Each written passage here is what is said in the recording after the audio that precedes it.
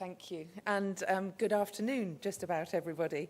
And thank you so much for inviting me to this really excellent summit, which I've been enjoying over the last couple of days. I wanted, first of all, to thank the CII for not only convening this really important dialogue this week, but also for partnering with my organisation, the International Integrated Reporting Council, and for creating, as Seema has explained, the CII-IR Lab India, which we're holding up as a real model around the world for how to get engagement on this really important agenda. I also wanted to thank some of my fellow panelists. Thank you to Sebi for actually initially calling for a roadmap to IR in India, and this led directly to the IR Lab in India. And thank you to the Bombay Stock Exchange as well for promoting IR as part of good governance, and for hosting my esteemed chairman, Mervyn King, earlier this year. And thank you, too, for the visionary businesses like Tata Steel, like Wipro and Yes Bank and Infosys and Tata Power, who are starting to implement the IR principles and really shedding light on how it can be done and what the next steps are. So for those of you who are not yet implementing integrated reporting, this is your call to action. And please go out, don't rely on what I'm saying today, but please do go out if you're not familiar with the framework and find out more about it, engage with the IR Lab India and get started, because that's the way that together organisations and business can start to implement some of the important goals, the SDG goals. So first of all, Seema already explained a little what is integrated reporting, but I thought I would give some definitions that we sometimes use at the IIRC as well. Integrated reporting is integrated thinking and reporting based on the IR framework, which is enhancing the way organisations think, plan and report on how they create value. It's helping organisations around the globe to think holistically about their strategy and plans and make informed decisions about key risks, opportunities, to build stakeholder confidence and actually improve their future performance.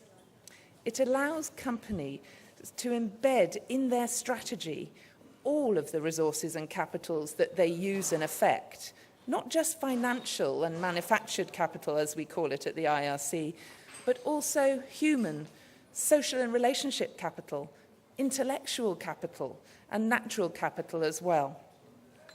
What's driving it? It's not just the IRC that's decided this is an important way forward. Everything you've heard at this summit during the last couple of days is driving it. Urbanisation, climate change, poverty, skills shortages, and of course the burning need for financial stability and sustainable development. But all this concern about the future is causing businesses to be bombarded from a lot of different directions with calls for more and more information for a great variety of different people, for citizens, taxpayers, the government, stock exchanges, regulators at industry, national, international levels. Investors are calling for different things, rating organisations. IR is not another initiative demanding more information. It's actually a tool that can help you navigate the corporate reporting landscape and implement the essential requirements in a way that is strategic and brings benefits to the business and is focused on value creation and your priority stakeholders. So this tool or framework, it was actually created by a market-led coalition of business, public sector, standard setters, investors, regulators and NGOs. And this coalition is now the IIRC. And it is one of those partnerships, perhaps, that's identified in SDG 17 that is really, I think, something that can help achieve the SDGs. So, is IR really the direction of travel for organisations globally? You know what I'm going to say. Yes. But don't take it from just me. There really is incredible momentum around the world using IR as a tool. So the G20 recently mandated the creation of the World SME Forum to implement B20 business recommendations to use IR as a tool to support longer-term investment in infrastructure and also to help small and medium-sized enterprises gain that critical access to growth capital. And this is a critical issue because evidence shows that 50% of SME applications for trade finance around the world are actually turned down at the moment. So if they're using IR, that may improve their rate of gaining the investment that they need. So it's time to take notice when governments around the world are calling for IR. The Japanese government, for example, sees it as something that can help underpin their economic growth and help refocus business and investors on the longer term. Around 400 companies in Japan are on that journey to integrated reporting. It's also time to take note when stock exchanges and securities regulators around the world are calling for something, and in some cases implementing IR in their own organisations, such as the Stock Exchange in Singapore, and recently London announced that it was going to do the same thing. It's time to pay attention when there are large and smaller companies around the world publishing integrated reports. As the General Electric CEO said a couple of months ago on the publication of their first integrated report, he said, "Public company reporting has become so complicated that what matters to companies can get lost.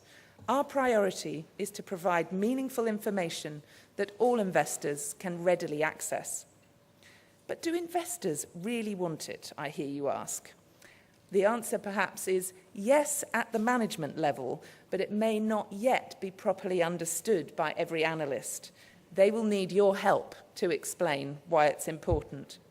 They won't necessarily ask for integrated reporting, but they will ask for what an integrated report provides, for that understanding of your strategy and for how you are creating or indeed destroying value across all of the capitals. Larry Fink, the CEO of the world's largest asset manager, BlackRock, said this year, "We are asking that every CEO lay out for shareholders each year a strategic framework for long-term value creation. IR is a framework that helps companies do just that." Mr. Fink also called on corporate leaders to invest more in innovation, skilled workforces, or essential capital expenditures that are necessary to sustain that longer-term growth. And he identified an over-focus on immediate returns to shareholders, such as buybacks or dividend increases. He said, "We believe that government leaders around the world, with a concerted push from investors and companies, must act to address public policy that fosters long-term behaviour." So, why would organisations adopt IR today? Well, first, as I've said, it brings benefits to business. 92% of those already implementing IR say that it increases understanding of how they have created value.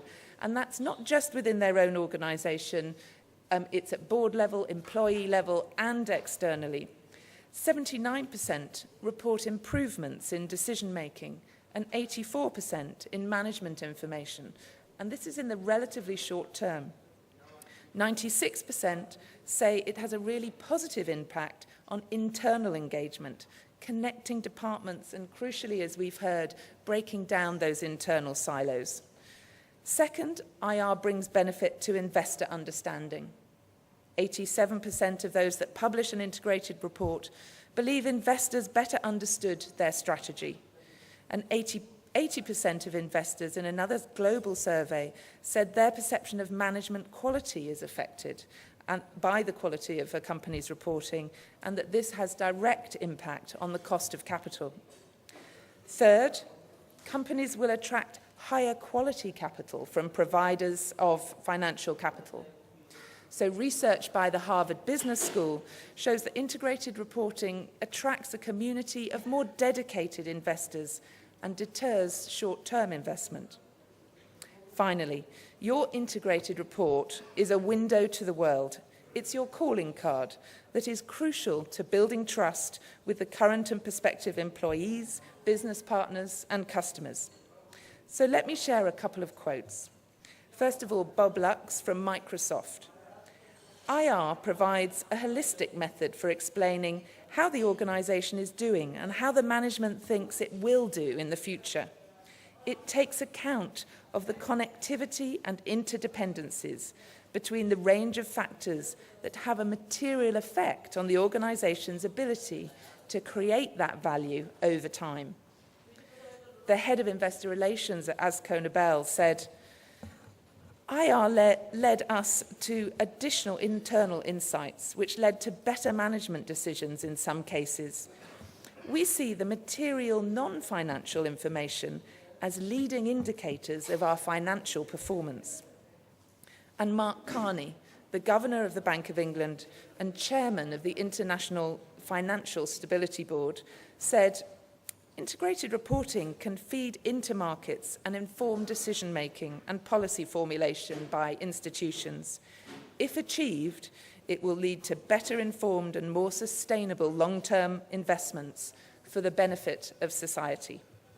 So, to conclude, I urge business to get a step ahead of the competition in your sector and start on your journey towards integrated reporting if you haven't already done so. It's not just for large multinational organisations. It's actually much easier to implement and benefit from quickly in smaller organisations. And the IRC and the CII-IR Lab of India can obviously help you on your journey. I also urge my co-panellists, the Bombay Stock Exchange and the Securities and Investment Board of India, to really come out with some visible encouragement, as they have already been doing. Some people are calling this soft law for improved corporate reporting and governance with IR. And this will underpin India's necessary and ambitious economic growth rates and ensure that as India grows, it's inclusive and sustainable. The SDGs are goals worth aiming for, so the IRC